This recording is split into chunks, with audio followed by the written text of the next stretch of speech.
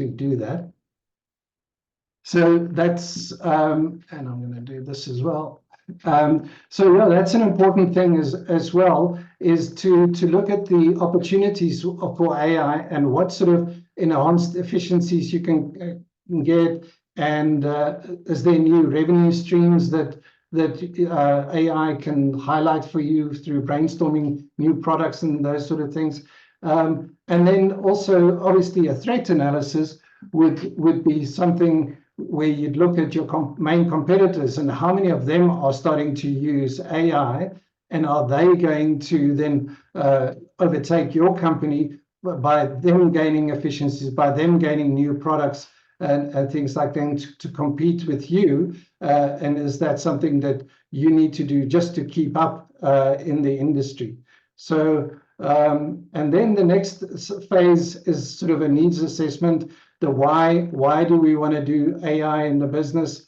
And that I would say is to look for specific needs and goals and challenges of the business, and see and answer this question, why you want to do it. And from there, basically starts the tech exploration and the experimentation. Now, this is the piece that everybody likes, because this is where everybody plays with new tools and comes up with new stuff and goes, wow, that's cool, that's really interesting, I love this, this tool, and have you seen this tool that does this? And we all share it with one another, and everybody gets quite excited. And it's very important to get excited about it, because I guess this will help with the bringing the changes in the company. But and I believe this tech exploration, or the tools exploration, is a continuous thing. It's not just kind of once done and you carry on.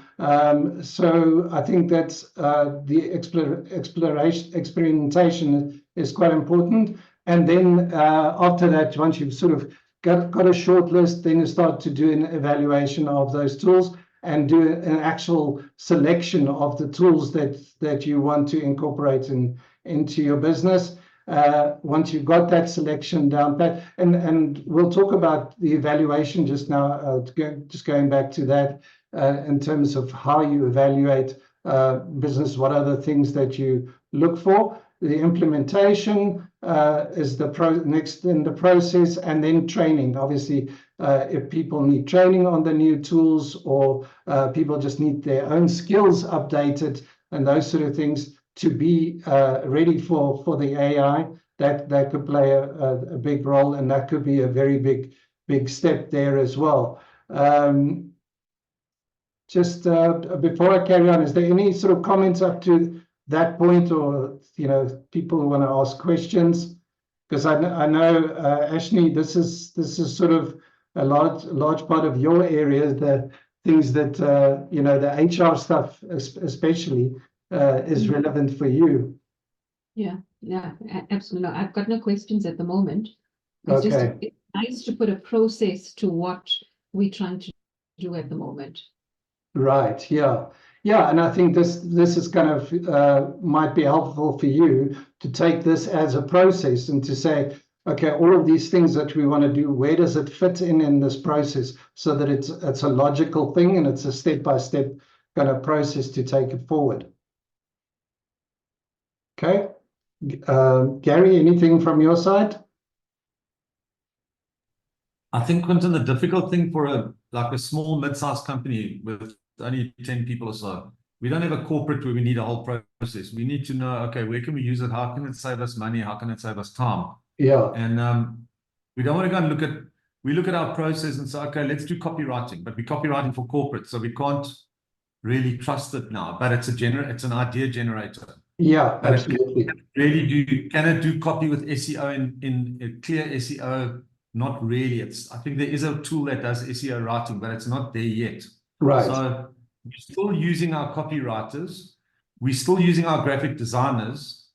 And then, for example, like Google Ads, like Optio, that's a tool that helps us. I see AI creeping into all these other tools and digital tools that we use. Yeah. So we use about 10 different digital tools, and AI is definitely creeping into it and starting to help us within the tools we're already using. Correct, yeah. Where I see it helpful is like I say, okay, you do a logo for me for this consulting business. And like I told you last time, and the graphic designer's got no clue, takes 2 weeks, comes up with rubbish. Right. Where I go to AI, say, give me ideas regarding a logo for X, Y, and it comes up straight away with ideas that we then work on to improve, to iterate, and to come up with a solution within a day or two. So yeah, it's definitely helping us, but where, like I said when we started, where do we invest? Like, is it the Microsoft Copilot combination? And it can do graphs, and will it be able to really do PowerPoint presentations? That's something we're testing. Yeah. I don't know. It looks like it. Yeah. So we're still in legacy at the moment. We're so used to doing it, we want to do it ourselves. That's the problem. Exactly. Yeah. So I think that's why this process could be helpful, because basically what you're talking about with is Copilot the right thing? Is it Gemini? Is it Google? You jumping in over here at the selection process. Now, you're a small, medium-sized company, so maybe all of this stuff is already in your head, the SWOT analysis, the needs assessment, you know what your needs are, and all that sort of stuff. So you can go there. But, I suppose it's just a case of bringing everybody else on board and understanding this process as well, so that they can maybe help you with this, so you're not the only one driving the AI into the organization. So it's sort of where it comes in is like the copywriter says they're busy, they're going to take 2 weeks to do a blog for a client. And I say to my partner, Maxine, I say, well, we can't wait 2 weeks. So let's go. Now we're forced to use AI because we can't wait. Yes. And then it comes up with some quite good ideas, Oh, and absolutely. It's like it's almost forcing our hand to say, graphic designers are getting too expensive and copywriters take too long, and we have to be a bit more snappy and get organized. So now we're saying, I like it as an idea generator and the foundational content it creates for us. Like for one of my other businesses, I wanted a blog. And it's like, I'm not going to go to a copyright. I don't have headspace. So I went and it did a blog for me. It did a policy document for me. It's like, we're definitely using it, but where do we now really get invested? And it's like almost a side thing at the moment. It's not like we say, okay, now we got an AI strategy in our digital marketing business, in our digital business. Absolutely. Or in the other presentation, we have an AI strategy. We don't. We're just using it ad hoc and sort of messing around with it and playing around with it to see how it helps us. And I think it's still early days. I think we're starting to see the benefit, but we're not comfortable and confident because I've been doing it for 50 years. Now you're telling me to change my mind. Yeah. No, absolutely. Louisa, you got your hand up? Yes, thanks, Quentin. I just wanted to mention, let me just lower my hand. I just in terms of the processes, that it is second nature to us to start using the processes as you're explaining them. But what I find that what is now taking over, because when we talk about technology, we talk about place in workplace strategy, and we talk about people, it's just, you know what I'm saying? Now the kind of, you need to allocate times to all of this in terms of how long it takes to do all these type of things. And I've just seen that the actual the technology side is, you just need to spend so much more time on it because there's so many variables of it. So this is a great process to bring it back again and start thinking, so people expectations are met. So basically, Absolutely. And I mean, this process doesn't have to take months and months. I suppose it depends on the size of the business, how long it takes to put all of these pieces in place. But I mean, if you pick the right people who's going to drive this, one executive and maybe one person in the team, or one person per department, then you can just literally have a kickoff meeting and you can decide on the first 5 steps already in terms of just getting going, and then those people can go away and do the exploration and the experimentation with tools, have the next meeting, bring some things in, implement some stuff quickly, and move the process forward. So it doesn't have to be a long drawn out process, but I suppose that depends on the culture of each business. So just to get back to, so the last step or that I covered there was performance management. This is where your KPIs and those sort of things would come in, where you would say, okay, what is it that you want to achieve? What are your goals and things? And that it's measurable, that you know that the AI is actually achieving something for your business. And then ROI. Are you actually achieving ROI? If you're going to start investing in these tools, does it actually save you money? Does it bring you productivity? Does it improve your quality? All of those sort of things. Does it bring you new customers?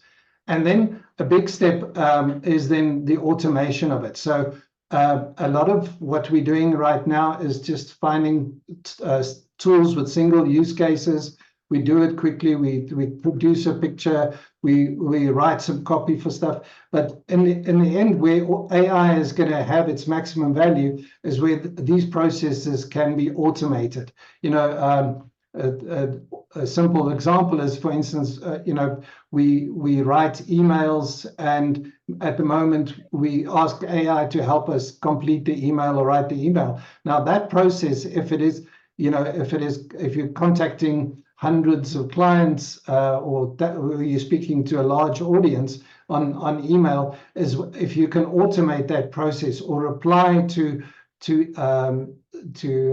emails as they come in, that is very possible right now to automate a lot of that stuff. And there's tools like Zapier, who's been around a long time, that enables the automation process. And then it's ultimately just about creating a culture, making a change in terms of culture in the business where it's acceptable. Yeah, I think this is sort of just an outline of a process. The book that I wrote and I put on Kindle with Amazon.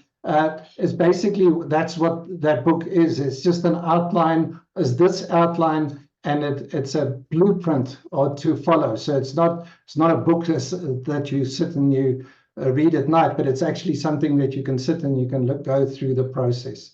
Ashni. So I've just been listening to the conversation, and the question that pops into mind is, at what stage do you decide, how do you balance the usage of your employee, the human factor, and the AI factor? Because as you start utilizing the AI process more in your business, you're obviously going to try and use more AI, less of your people. And you still want to have the human factor there. But you obviously got to be in that stage where the training is going to take place so you can better utilize your people. Absolutely. So you have to start finding that balance or better utilization of your resources within. Yeah, 100%. Yeah, I think that those are the sort of questions that needs to be answered throughout this process. But it doesn't have to be AI or human being. It can be AI and it can also, you know, where the AI is just augmenting the work that a human is doing. And I think that's where a lot of what AI does, it takes what a human is good at and just actually enhances it and make it even better, and allows the scope of it to increase. So that's my opinion in terms of, you know, it doesn't have to be a choice between a human and the AI. It's you know, it's where the AI becomes an assistant to the human. I mean, human beings have so much of intelligence. Yeah. It's not the better utilization of the human being in order to extract the intelligence from them. To whilst using this. Absolutely. If I can just add to that and say that we're employing, like, we've got a project manager now. We're looking for more project managers that manage all these programs than actually employing a copywriter. So the copywriters, we outsource the specialists, and we bring project management in-house. So the people who don't want to learn AI, they're at risk of leaving. But the people who put their hand up and say, because AI takes a lot of configuration, setting up, there's brand new AI tools called Content AI. It's another thing, Content AI. It's quite a hectic thing for big companies to do websites and host all their data and their graphics. So we're finding that project management skills are going to rise up to the top, and managing all this AI platforms. And so, okay, we've got these different platforms and this is different access levels, rather than employing specialists. So make the, so people who stand up and want to be project managers, those guys are going to have work, because they like the traffic, police running all these things. But the specialists are going to have a problem. Yeah. Because we don't employ code, we don't want to employ developers or copywriters, like I said. We want to outsource that, and we use them less and less, because we're doing a lot of the things with AI, but the project management becomes key. Yeah, that becomes absolutely. key. Yeah, I actually, So it depends on the individual. Yeah. I want to, the comment that you made, Sam Altman made a comment a couple of weeks ago. I actually want to jump to that quickly. So this is the quote. Sam Altman was asked about AGI for marketing, and I'll read the comment. He says, "Oh, for that, it will mean that 95% of what marketers use agencies, strategists, and creative professionals for today will be easily and nearly instantly and almost at no cost be handled by the AI. And that the AI will likely be able to test the creativity against the real or synthetic focus groups for predicting results. Again, all free, instant, and nearly perfect images, videos, campaign ideas, no problem." And then he said that he believes that AGI is artificial general intelligence. He says that we're looking within 5 years, give or take, maybe slightly longer, but no one knows exactly what it will mean for society. So I think that's quite a mind boggler, and it was quite a thing when he said it. It went viral quite quickly on social media. So Gary, you got to think about what you're going to do in 5 years' time. Quinton, you know what the thing is? Like, you can easily do 1 or 2 million rand a month. In the old days, you'd need 10 people at least, or maybe even more. So as a specialist consulting agency, whatever. Yeah. To get to that 1 million or 2 million a month, 10 people. Now you need 3 people. Exactly. Like, we have now external people, but I don't want them in-house. So what it needs is we can do more with less people, but we use a lot of digital tools already. Yes. And that's like publishing tools and like tools that manage data and things like that. So we just can do more with less people. And that's going to be, I think, the challenge for every single company is, you used to have 100 people. Well, now you're going to have 40. Yeah. Or now you're going to have 30. Well, and you're going to use more. It's maybe the other case is to redeploy those people. And, if you don't want to lose people, it's find for them something better to do and spend their time on that only humans can do, and in the process. So, maybe it's. But the sad thing is, some people resist it. They don't want to. And then, like, we're involved with a few companies where they don't want to. They're just stuck, and and then they sort of get rid of themselves. They leave. The culture turns. It becomes more, digital tools. They resist it. They end up leaving on their own. So yeah, absolutely. I think there's going to be a lot of change going on. We can do way more turnover with less people. Not everyone's going to like it. They're going to leave. The old school are going to leave. And if you know tools and project management, you're going to rise to the top and use levers. We're using levers to do so much more. So that's the way I'm seeing it now happen. Yeah. It's actually interesting you used the word levers. I was watching a documentary yesterday about Archimedes that said that if you give me a big enough lever, I can pick up the world, or I can move the world. That's what it is. Yeah. Steve Jobs told the bicycle is leverage for a person walking. And the car is leverage for a person walking. So he says, like, the computer is the bicycle in the car. Now AI is becoming the thing. So we can do we can do so much more with less time, more creativity.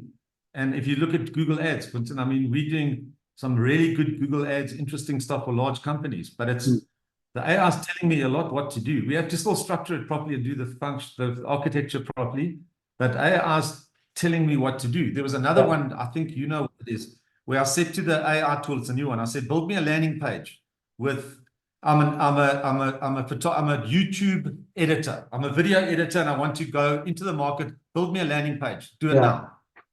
Promise you, Quinton, it built a landing page within a minute.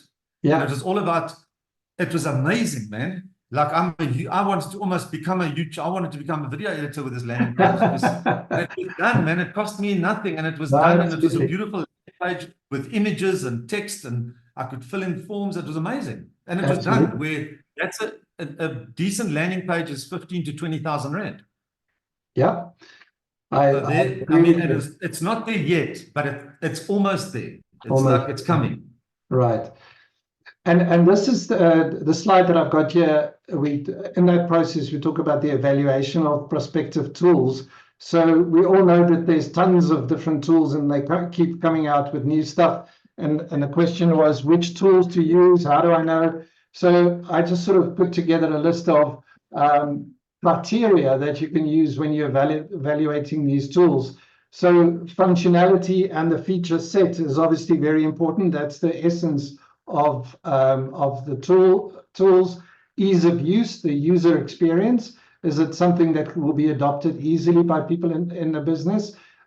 Integration capabilities with existing tools that you're already using in the business. Scalability, can you start off by just using a couple of use cases and eventually use all the use cases? The example that I had last week of showing Canva, where Canva used to be just a couple of cool things that it could do, but it's just adding on new tools and new use cases all the time. Can it be scaled? Cost effectiveness is obviously a big question when we start always in these processes, but it shouldn't be prohibitive. We shouldn't say, oh, they're charging $15 a month, so I want a free version, because then you'll obviously, you pay for what you get. When it's worth it, it's worth investing in these tools, and that's where the calculation of ROI comes in as well. Security features, obviously very important to make sure that I know a lot of companies for this reason do not use any AI tools, this is something they would need to overcome, and to make sure that they're not compromising security. So that's something else. Compliance, obviously within the organization. Performance and reliability. Vendor support. If you're going to get a tool, are you going to get support? Customization and flexibility. Data management and reporting. Future roadmaps. Future roadmaps, basically, where is this tool going to go? Is it going to keep up the pace of the development of AI? And then, because we know how quickly AI is developing. So is the future roadmap of this company, are you going to have to, change the tools now when other tools come up with better features and better things? So that's important.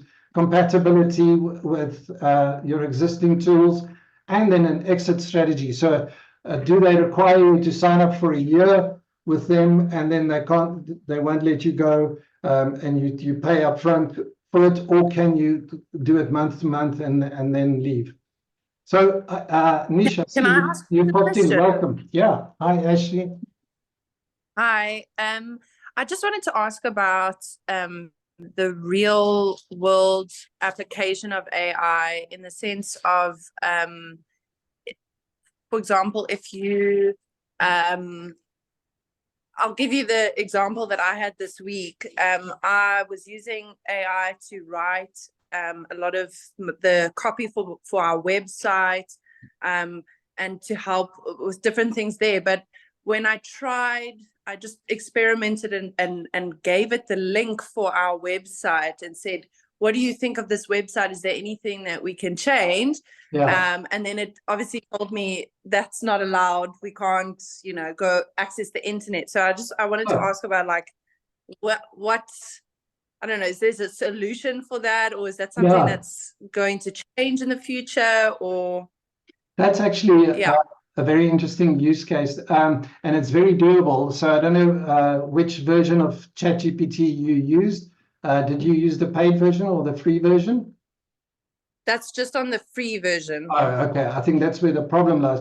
Probably ChatGPT 4 will give you an answer to that, because it can link to the internet. So it's purely a connectivity issue that stop that issue. The evaluation of the website is no problem. Actually, I think there's some very good GPTs that other people have built that will do exactly that job for you, evaluate your website for you, whether it just be in terms of, is it fancy enough, is it giving the right message, all of that stuff, all the way through to, is this SEO optimized? So yeah, there's some very cool tools and GPTs that are available for that.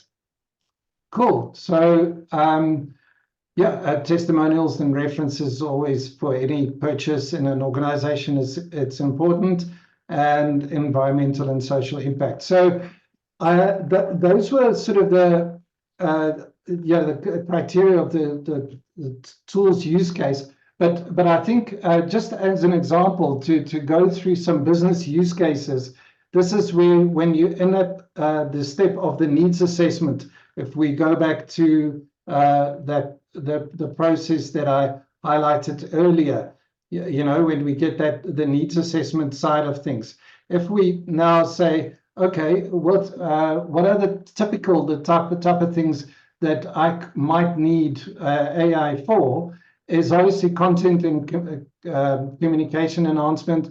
This is writing copy, product descriptions, personalized emails, social media content, all of that kind of stuff. And then the next one, it could be something like customer experience personalization. So this is where you develop chatbots. You've got virtual assistants and create tailored marketing campaigns for individual customers. So this is something that is going to be possible, where you don't have to have a cookie cutter sort of approach with your clients, but you actually are able to personalize things. And then data analysis. This is obviously a massive use case, and it's something that people have always looked to AI for. ChatGPT, the paid version, has got an advanced analytics capability in it. There's other tools that are specifically designed just for this, but this is in order to give yourself, you know, to be able to create better reports in your organization so that you can make better decisions. And then finance and accounting, obviously the financial department can get a lot of value out of AI and generating analysis, but also, you know, you get to the point of where you talk about fraud detection and risk assessment, all of that type of stuff is what the finance department can do. Product design and development, yes, is a very often used use case, and this is where you can come up with new ideas and come up with new concepts, where you can literally develop those concepts and see without implementing concepts, you can test them and just see what they come out as.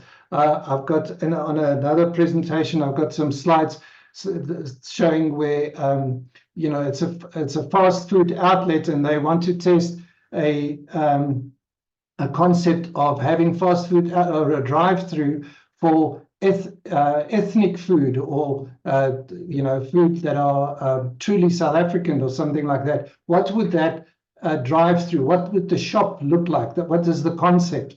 And then you ask AI to create 4 pictures for that sort of concept, and then immediately it gives you these 4 looks that you can, if you were an agency, you can take to a client and say, well, these are the 4 looks of what I think this ethnic drive-through fast food place is going to look like.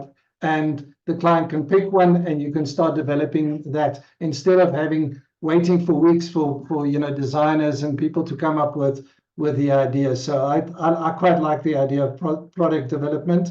And then obviously employee training and productivity improvement. You know, AI, you can, you know, you've got access to the world's libraries, and it can help a huge amount with learning. And then research as well. Research, analyze data, patterns, market research, consumer insights, all that stuff. Business process automation, you know, to help you with repetitive tasks and data entry, report generation, all that kind of stuff comes up with business, you know, for in your business as a process that AI can help with. Human resources, I just mentioned that as a big bucket, but just thinking of things like job descriptions and recruitment content, how you write a job description and writing content when you're looking for people, how to train people and skills development, creating personalized career paths for people in the organizations. So with human resources, Ashley, you could probably come up with a million more use cases there. And then legal and compliance, obviously, you guys have spoken about creating contracts and things on the fly, just using AI for this particular use case. So yeah, there's some examples. The thing is, so I've got tons of different tools and things that we can go through in terms of looking at the different tools that do all of these things. But this is where the process that I was talking about, that you have to actually sit and go through all of this stuff and say, what is it exactly that it's jumped out. Is it exactly that I'm going to, it keeps going away. I think it's just this one click, not double click. Yeah, so in this process, that the needs assessment, and that's what you're going to be doing there. Nish, I know you've come in late. This is sort of a process that I discussed in the beginning with people in terms of the AI implementation process, and I think it gives a framework for people to use it. It's the framework that I used for my book, ROI from AI, that is on Amazon. So so we're just discussing that at the moment.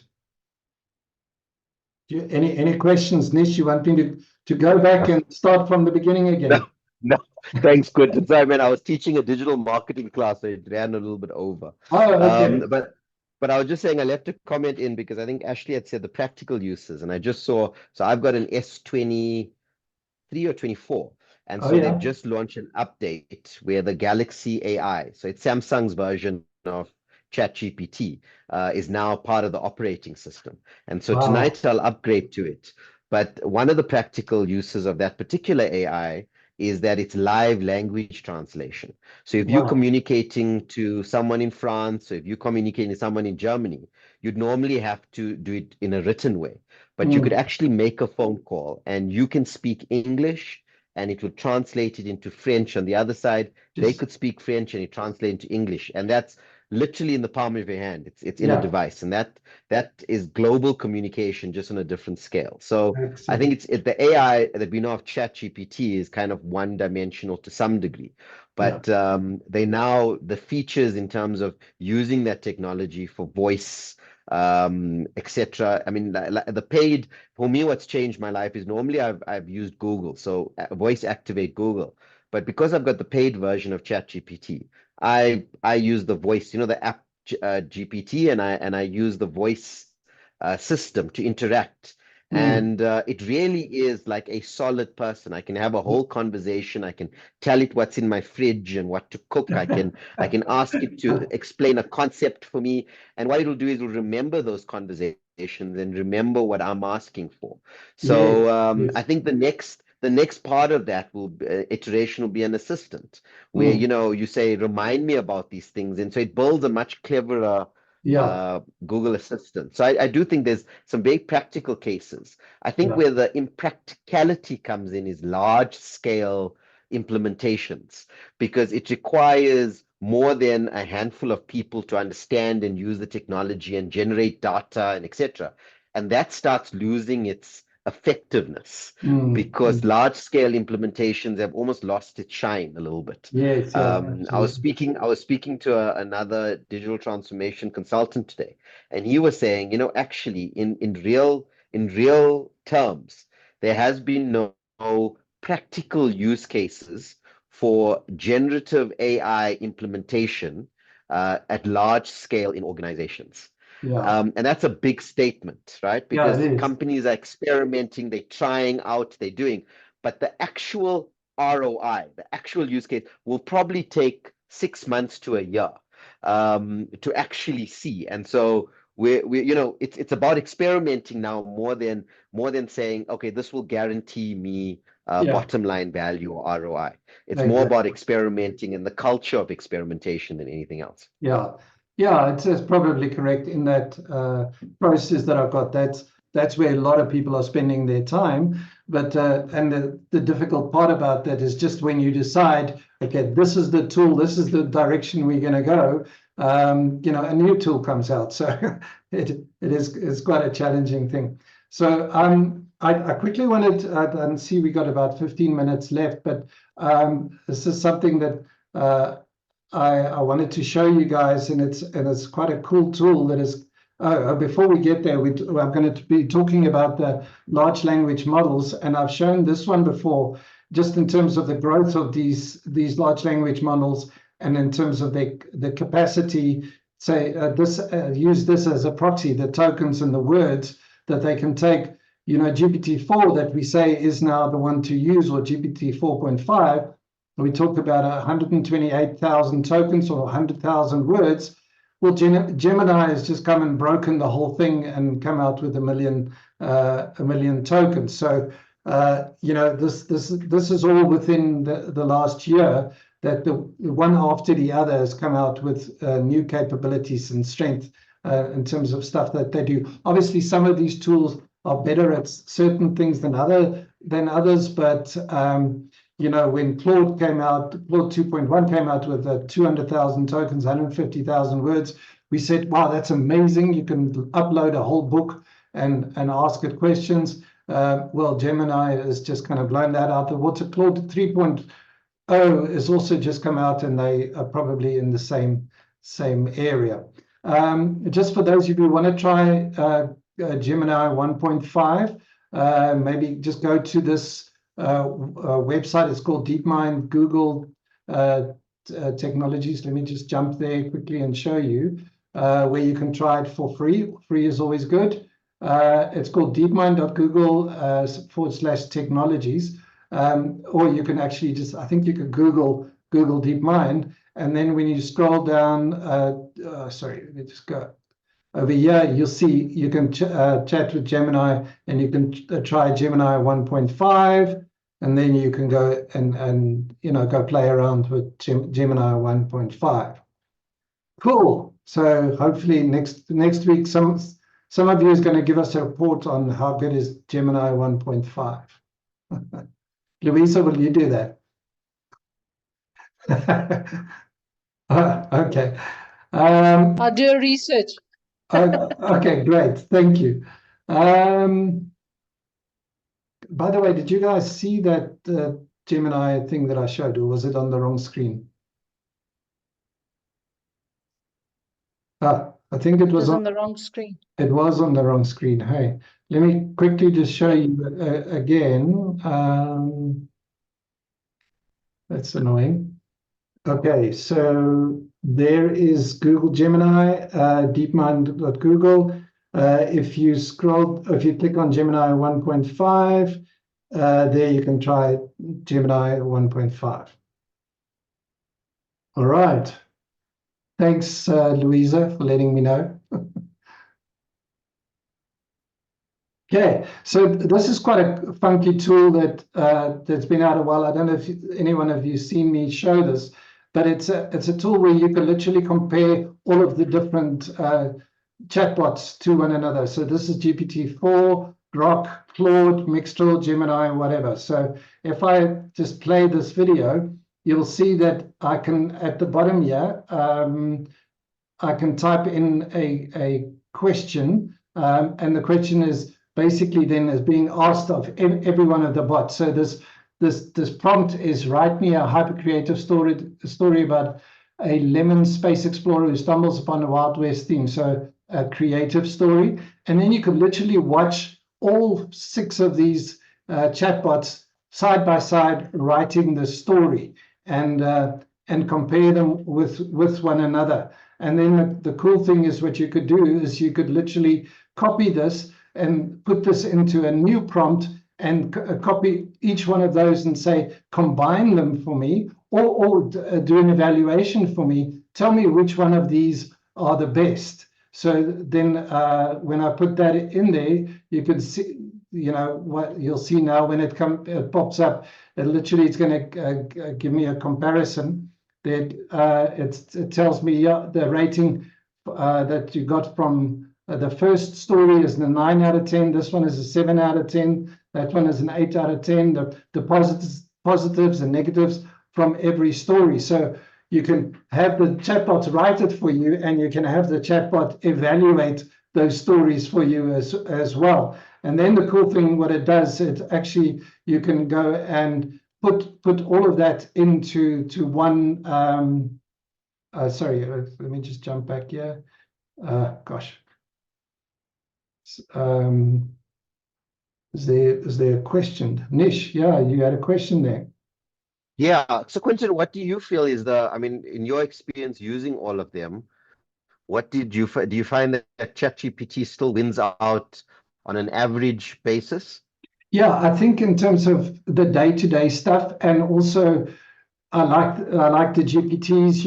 I'm a big fan of getting into that and creating little assistants or chatbots for myself using GPTs, and that's all within GPT-4. So I'm a little bit reluctant to move away from that. But I'll show you now the next one that I'm looking at seriously and I'm using a lot more of is Perplexity. So I'm going to be showing you guys some functionality there with Perplexity specifically.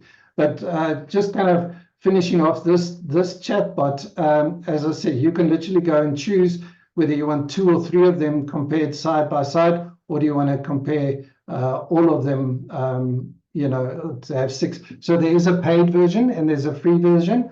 The paid version, you can have 6 or whatever next to each other. The free version, you can only have 2, I think, is at the same time, but you can toggle with them. And then what the other cool thing that it does is, it also creates a prompt library. So you can literally create a whole library in this tool, which you can then use these prompts on the different large language models. So yeah, I think this is quite a useful tool, and I would recommend maybe just go and play with it. You'll see there on the side, you can pick which chatbots you want to use, or if I just let this play a little bit more, you'll see how you can choose the default ones. This is, for instance, is comparing the web access, what we were speaking about earlier. So Claude has web access and GPT-4 has web access, and then you can go and compare the answers that both of them are giving. Is it correct, and is it accurate? All of that sort of stuff. And then obviously those large language models that you can upload pictures for, you can ask it to critique an image, and again you can go and have a look at the different tools and what they do. So this is something that I wanted to quickly show you. Perplexity is a tool that I quite enjoy at the moment, and I'll show you just a bunch of the differences. Again, there's a paid for version and there's a free version of Perplexity, but I think the thing that sets Perplexity apart, I would call it an AI search engine. It's not Google and it's not ChatGPT. It's a combination of the two, because I often find myself jumping between Google old-fashioned searching and using ChatGPT. So if you, for instance, say, how does an X-ray work? It gives you an answer, and then you can, you can actually play around with it, look at the different sources that it got that information for, and you can go click on that source and you can go look and read the page of the sources. It gives you the images on this side related to your query, and then also it gives you, you've got a share button that you can share with somebody else. And it creates a library for you of searches on the side here, which you can keep and actually build your knowledge base on top of that. When you click on the rewrite button here in the middle, it actually, you can say, okay, well, you wrote that with Copilot, give it to me in in Claude 2.1, give me the same answer in 2.1, and it will write a new answer for you using a new search, a new chatbot. Yes, Jonathan. Jonathan, were you asking, did you put your hand up? Yeah, can you hear me? Yes. Brilliant. Okay, so bringing up now the that you've got on the side all of this stuff. It's a slightly different question, but on ChatGPT, I've got like hundreds of conversations, and I constantly need to go through all of them to actually work out what's useful, what's random things that I ask, and I can't work out exactly how to build a GPT to essentially sort through all of them, create a group or something of all the important things. How to, I don't know, what is your advice in that kind of area?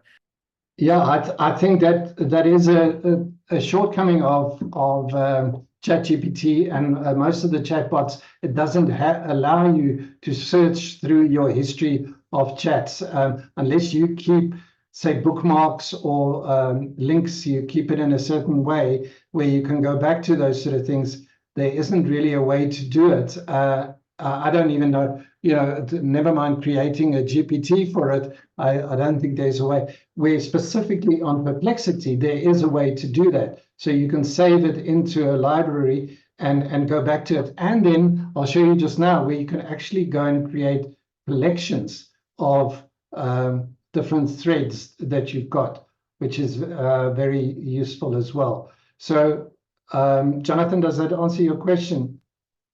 Yes, it does. Okay. But now within Perplexity, can you sort of like, I created a GPT within ChatGPT to create a closed fence. It only gets the right information, and it doesn't just take the predictive text of everything that it's learned over time. Is there a way to introduce it into Perplexity as well?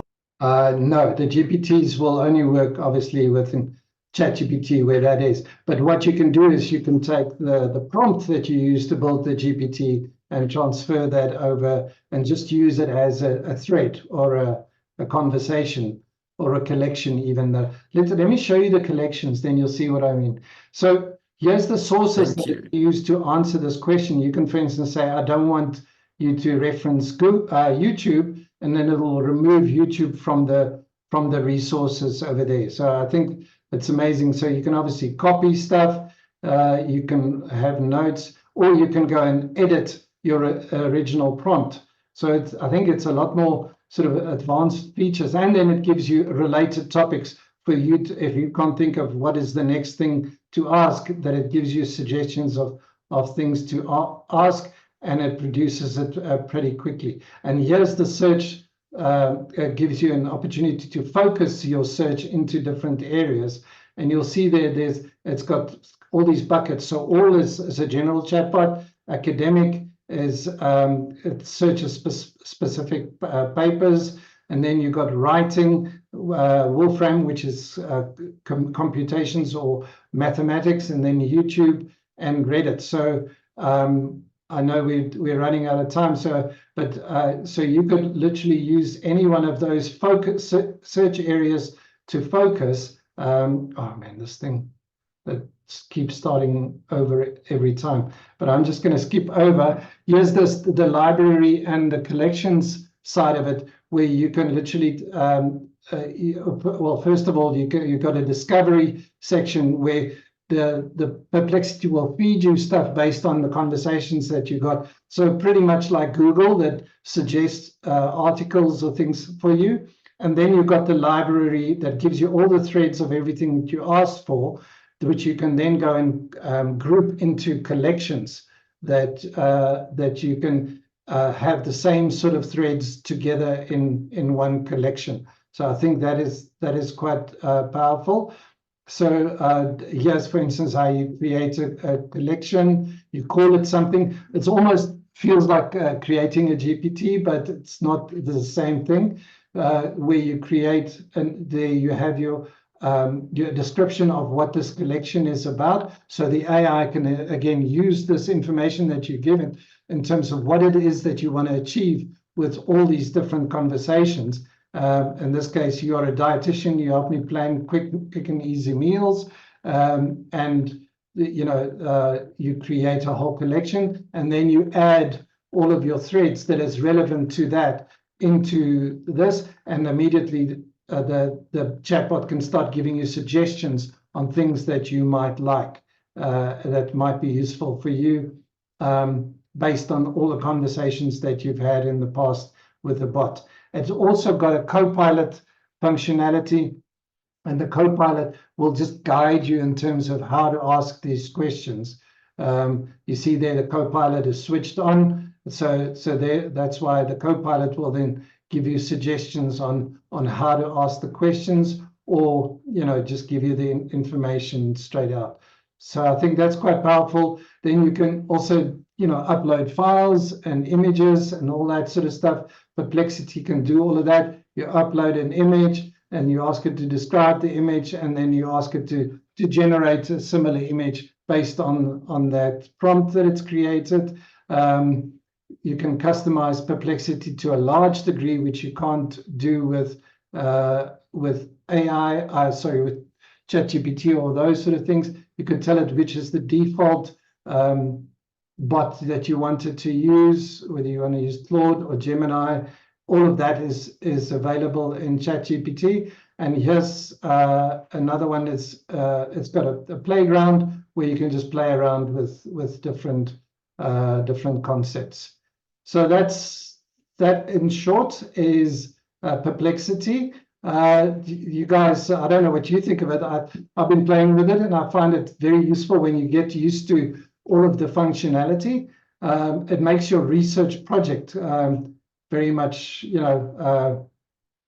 it's much easier, and it becomes an assistant or a co-pilot for you. Any questions about Perplexity or more chatbots? Just while we're on Perplexity, I currently pay for ChatGPT. Do I need to transfer that subscription into Perplexity to still use ChatGPT 4? Do I pay for Perplexity separately, or just how does that work? Yeah, unfortunately, you do have to pay for Perplexity if you want the pro version on that side. There isn't a link between that and your ChatGPT account. Nish? Thank you. If you've played with it, it looks really interesting. I really like it, and I see it's got a mobile version. I went on the website, and it's got a mobile version too. In playing with it, how have you seen the responses versus? I mean, is it comparative? Do you get the same quality of responses? Oh, absolutely, yeah. I do feel like, depending on which chatbot you choose in your selection, and because you can toggle one, if you're not happy with an answer, just say refresh or rewrite and choose another model.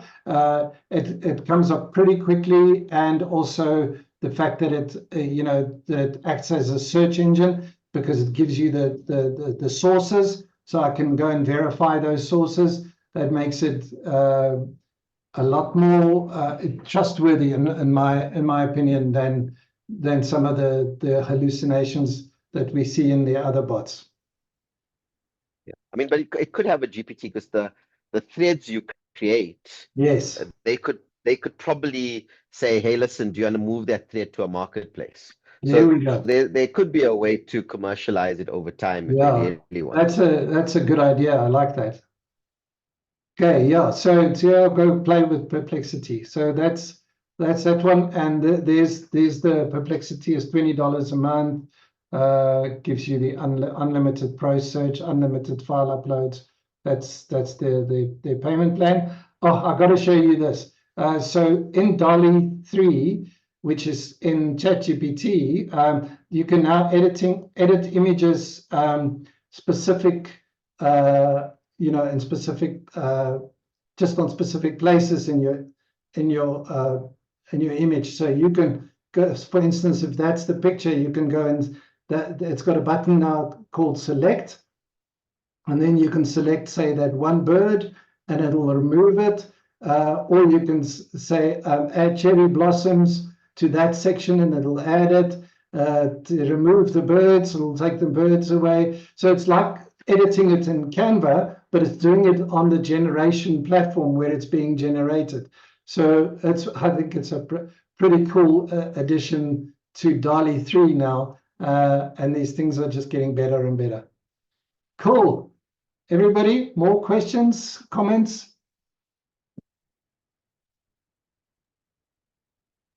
We have to go and think about all this first. Yeah, absolutely. No, it's worth. I would say, next step is just go into Perplexity and give it a bash.